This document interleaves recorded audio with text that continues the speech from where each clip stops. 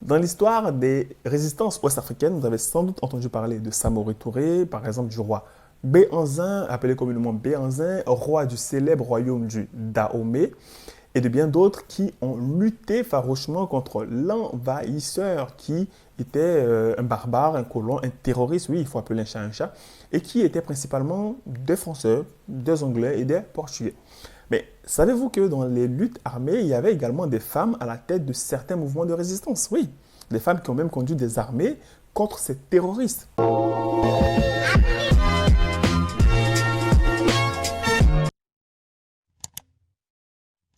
L'histoire que je vais vous raconter est celle d'une héroïne qui a marqué l'histoire de l'Afrique et du Ghana en particulier.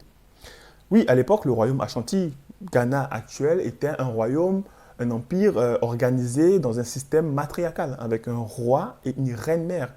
La reine-mère, qui était une femme du royaume qui pouvait être sa mère ou sa sœur, était, même si le roi était celui qui gérait l'empire, elle était clairement l'autorité la plus puissante de l'empire.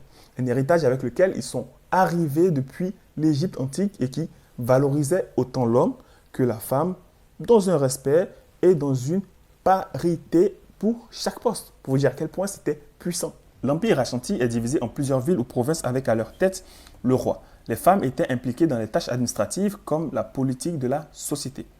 C'est dans cette société plutôt très bien organisée et structurée que naquit en 1840 à Bessias, ville du royaume Ashanti, Nana Iya Asantoi. D'abord simple cultivatrice et fermière, Iya Asantoi va épouser Nana Owosu Kwabena, un membre de la famille royale. Vers 1880-1890, son frère Nana Akwasi Afran Okpose, alors roi de la province d'Ewosu, va la nommer conformément au système matriarcal reine-mère, ce qui fera d'elle la gardienne du trône d'or, qui est le symbole de l'empire et du royaume Ashanti. Sauf que malheureusement, 6 ans plus tard, un conflit interne se déclara, une guerre civile dans la lutte au pouvoir, qui verra son frère le roi Nana Akwasi Afran perdre la vie. Cette guerre verra la venue au pouvoir de Prempeh Ier. Yaa Asantewaa va profiter de son pouvoir de reine-mère pour nommer comme roi de la province son neveu Afran Kuma, chef des Ashanti. Pendant son règne, elle vit la progression des Anglais qui avaient débarqué quelques années plus tôt dans l'Empire avec à sa tête le terroriste Frederick Hodking, gouverneur colonial. Oui, c'est un terroriste, il faut le dire clairement. Ce dernier va demander au roi Prempeh Ier que celui-ci fasse allégeance avec l'Empire britannique, chose que le roi va évidemment refuser en mettant en avant la souveraineté de son empire. Les Britanniques ayant reçu l'information que le roi était en alliance avec le célèbre Samori Touré pour un soutien armé, prennent peur et décident en 1896 de lancer l'assaut sur l'Empire où il réussit à prendre le contrôle de la ville de Kumasi. La famille royale, alors prise en captivité par les Anglais qui décident d'envoyer en exil aux Seychelles, alors colonie britannique à l'époque, le roi Prempeh Ier et d'autres membres du gouvernement royal ainsi que Afran Kuma, le neveu de Yaa Asantewaa qu'elle avait auparavant fait succéder à son frère. Mais les Britanniques, dans leur esprit colon, barbare et belliqueux et leur volonté de régner définitivement sur l'Empire Ashanti, vont convoquer en 1900 une réunion avec les rois locaux.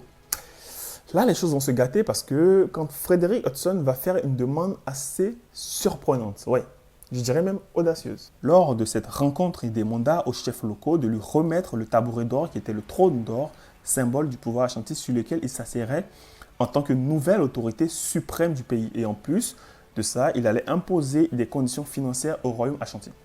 En échange, il ferait revenir le roi Prempeh Ier déporté aux Seychelles.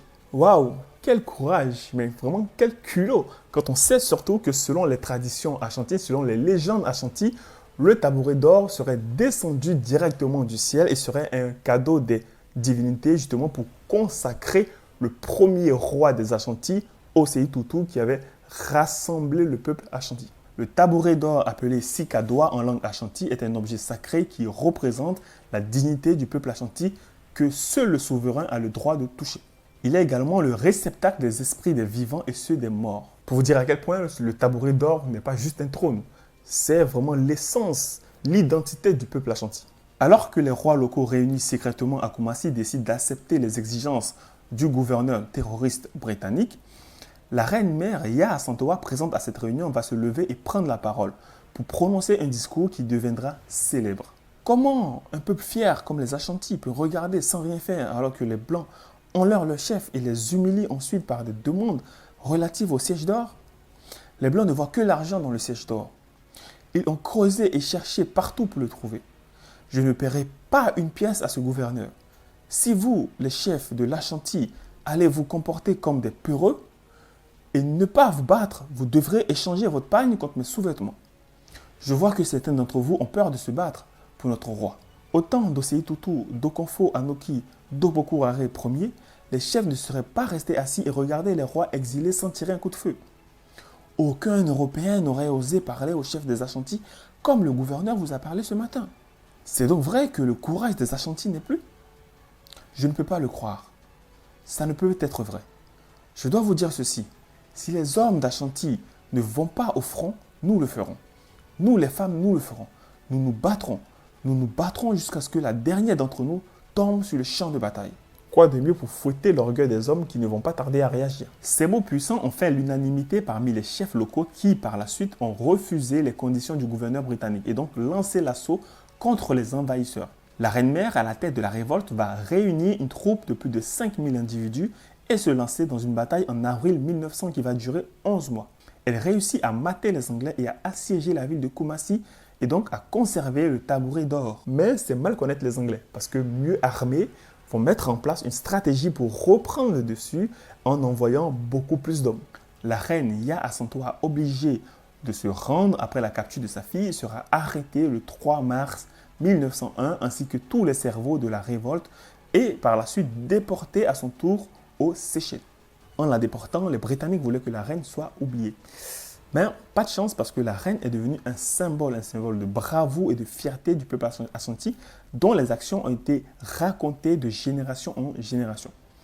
Malheureusement pour le peuple ashanti qui attendait le retour de sa reine, la reine Ya Asantewaa décède le 17 octobre 1921 en exil aux Seychelles. Après la mort de la reine, le roi Pompeu Ier est renvoyé chez lui et rentre avec la dépouille de la reine-mère qui fut inhumée dignement selon les honneurs.